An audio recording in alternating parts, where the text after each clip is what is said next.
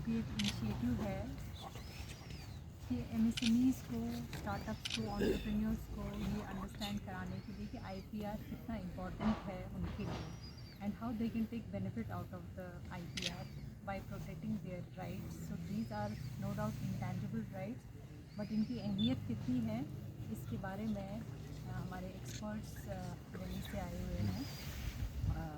MSME यहाँ state DFO से भी हमारे ऑफिसर्स आए हुए हैं जो कि अवगत कराएंगे कि एमएसएमईज़ के लिए ये आईपीआर रजिस्ट्रेशन कितना ज़रूरी है और गवर्नमेंट की क्या स्कीम्स है. मिनिस्ट्री ऑफ एमएसएमई स्पेशली उनकी क्या स्कीम्स है, रियम्बर्समेंट स्कीम्स, और कैसे वो हेल्प करते हैं थ्रू आईपीएफसीज एक एमएसएमई को एक फैसिलिटेशन उनके आईपीआर को रजिस्टर कराने में.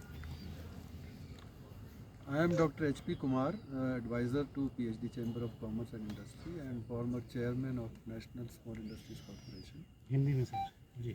आज का ये जो कार्यक्रम है इसमें इंटेलेक्चुअल प्रॉपर्टी राइट्स के द्वारा किस तरह से माइक्रो, स्मॉल और मीडियम एंटरप्राइजेस और स्टार्टअप्स और विशेषकर वो रिसर्चर्स जो कि यूनिवर्सिटीज़ और टेक्निकल इंस्टीट्यूशंस में काम कर रहे हैं हिमाचल में, वो अपने इंटेलेक्चुअल प्रॉपर्टी के रूट के द्वारा अपने इनोवेशंस को, अपने आइडियाज़ को फ्रैक्टिफाई कर सकें और उनका फ़ायदा उठा सकें, उनको रजिस्टर करा सकें और उनको कमर्शलाइज करा सकें. तो ये एक प्रयास है भारत सरकार का लघु उद्योग मंत्रालय द्वारा, माइक्रो, स्मॉल और मीडियम एंटरप्राइजेस द्वारा, जिनकी सहायता से पीएचडी चैम्बर ऑफ कॉमर्स द्वारा ये कार्यक्रम आयोजित किया गया है.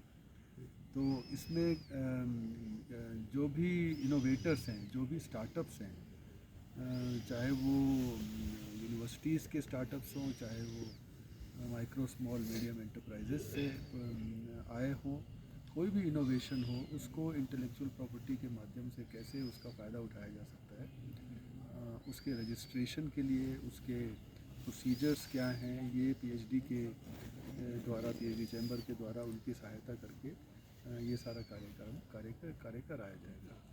तो पीएचडी चैम्बर ऑफ कॉमर्स द्वारा यहाँ पे एक इंटेलेक्चुअल प्रॉपर्टी फैसिलिटेशन सेंटर भी खोलने के लिए आज एडिशनल चीफ सेक्रेटरी नजीम साहब द्वारा उद्घाटन किया गया और उसका उद्देश्य यही है कि अधिक से अधिक मात्रा में आईपीआर्स की अवेयरनेस क्रिएट की जा सके और लोगों को प्रोत्साहित किया जा सके, एमएसएमईज़ को विशेषकर और स्टूडेंट्स को भी जो हायर स्टडीज़ में हैं, जो रिसर्च कर रहे हैं और जो नए आइडियाज़ लेके आगे आते हैं, कि उनको इसके रजिस्ट्रेशन का फ़ायदा मिले. और मिनिस्ट्री की जो स्कीम है फाइनेंशियल सहायता देने की भी, वित्तीय सहायता देने की भी रजिस्ट्रेशन के लिए, वो भी उसका भी लाभ उन्हें मिल सके. नमस्कार, मेरा नाम पार्थ अशोक है. मैं सहायक निदेशक के पद पर कार्यरत हूँ. मैं सूक्ष्म, लघु एवं मध्यम उद्यम मंत्रालय हमारे सोलन ज़िले में, जो हिमाचल प्रदेश में एकमात्र कार्यालय है, उसकी ओर से मैं अपने कार्यालय को संबोधित कर रहा हूँ. आज के इस 2 दिवसीय आईपी यात्रा कार्यक्रम का आयोजन आज हम पीटर हॉफ में जो देख रहे हैं, ये आयोजन मंत्रालय की ओर से सपोर्ट कराया गया है. इस कार्यक्रम का मुख्य उद्देश्य ये है कि हमारे राज्य में जो भी उद्यमी हैं, जो भी एंटरप्रेन्योर्स हैं, जो भी, चाहे वो प्रोस्पेक्टिव एंटरप्रेन्योर्स हो, चाहे वो एग्जिस्टिंग एंटरप्रेन्योर्स हो, उनके लिए जो एमएसएमई की स्कीम्स है उसके साथ साथ अपने आईपी को कैसे कमर्शलाइज कर सकते हैं.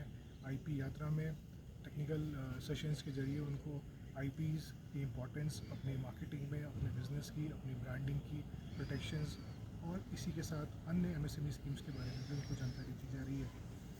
ये कार्यक्रम 2 दिवसीय होगा. आज जैसे इसका पहला दिन है, आज के इस कार्यक्रम का शुभारंभ आज के मुख्य अतिथि हमारे एडिशनल चीफ सेक्रेटरी साहब ने करा और इसी के साथ आगे भी हम टेक्निकल सेशंस की ओर देखेंगे कि और भी स्कीम्स जो हमारे मंत्रालय की ओर से हैं और भी बेनिफिट्स जो आईपीज़ के, जो हम उनके ज़रिए उनको हमारे राज्य के एमएसएमईज़ को किस तरह से अवेयर कर सकते हैं, वो सारी चर्चा हम इसमें करेंगे.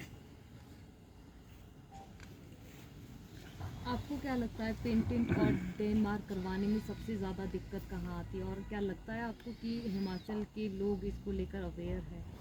मैम, पेटेंट और ट्रेडमार्क और या कोई भी आप कह लीजिए इंटेलेक्चुअल प्रॉपर्टी है, वो हम सब जानते हैं कि हम कहीं ना कहीं अपने जीवन में आज के इस एरा में यूज़ कर रहे हैं. आज हम AI के ज़माने में हम देख रहे हैं कितनी सारी चीज़ें हम आर्टिफिशियल इंटेलिजेंस के तौर पर हम उनको यूज़ कर रहे हैं, देख रहे हैं। तो कहीं ना कहीं वो सब चीज़ें भी हम देखते हैं, वो भी किसी न किसी तौर पे एक किसी का IP है, वो किसी की एक प्रॉपर्टी है। तो अगर हम देखेंगे जो हमारे लिए सबसे ज़्यादा चैलेंजिंग ये होता है कि हमें पता नहीं होता कि हम कितने ज़्यादा काबिल हैं अपने आप में, हम अपनी जो हमारे हुनर है उसको हम किस तरह से कमर्शलाइज कर सकते हैं IP के फॉर्म में। हम उसका ट्रेडमार्क ले सकते हैं ताकि हमारी ब्रांडिंग हो, हमारी आइडेंटिटी हो। तो छोटे छोटे स्मॉल बिजनेसेस होते हैं, वो जब ग्रो करते हैं, जब आगे फर्दर ग्रो कर जाते हैं, तो उनकी ब्रांड आइडेंटिटी मेंटेन करती है, सो उनके नाम से, उनके लोगों से। और वो सब चीज़ें ट्रेडमार्क, पेटेंट जैसे आपने बोला, पेटेंट भी एक प्रोसेस है। जिस प्रोसेस को आप यूज़ कर रहे हैं वो प्रोसेस अभी तक डेवलप नहीं है, कैसे करा गया है और उस व्यक्ति के पास है, तो उसका वो सर्टिफिकेशन कर सकता है। MSME की स्कीम्स के ज़रिए आपके पास अगर ट्रेडमार्क है, आपके पास अगर पेटेंट है, आपके पास अगर GI है, आपके पास और भी कोई कॉपीराइट है, उन सारी चीज़ों का आप इनोवेटिव स्कीम के अंतर्गत, जैसे इंक्यूबेशन है, आपका डिज़ाइन है और IPR कंपोनेंट्स में, इन चीज़ों का आप रिम्बर्समेंट ले सकते हैं, जो रजिस्ट्रेशन फ़ीस आप पे करते हैं अपने सर्टिफिकेट्स को परचेज़ करने के लिए, रजिस्टर करने के लिए। तो IPR के साथ मिलके कोई नई स्कीम लाने वाले हैं लोगों हम को? IPR एक खुद एक अमलगमेशन है ओवरऑल स्कीम का, जिसमें से जो तीसरा कंपोनेंट है वो एक IPR है। टोटल अगर हम देखें तो MSME इनोवेटिव स्कीम है, उसमें से एक कंपोनेंट है IPR, और ये अपने आप में ही एक प्रॉपर्टी राइट है, जिसके अंदर आपने जैसे ट्रेडमार्क और पेटेंट की बात करी, तो ये सारी चीज़ें ऑलरेडी इसमें कवर है। तो इसमें हम स्टेट में जो भी हमारे MSMEs हैं उनको हम ट्रेडमार्क की रिम्बर्समेंट कर रहे हैं, उनके IPs के रिम्बर्समेंट्स करते हैं MSME की तरफ से, और भी स्कीम्स के बारे में उनको अवेयर करते हैं, सो दैट मैक्सिमम बेनिफिट उनको आउटरीच होता है।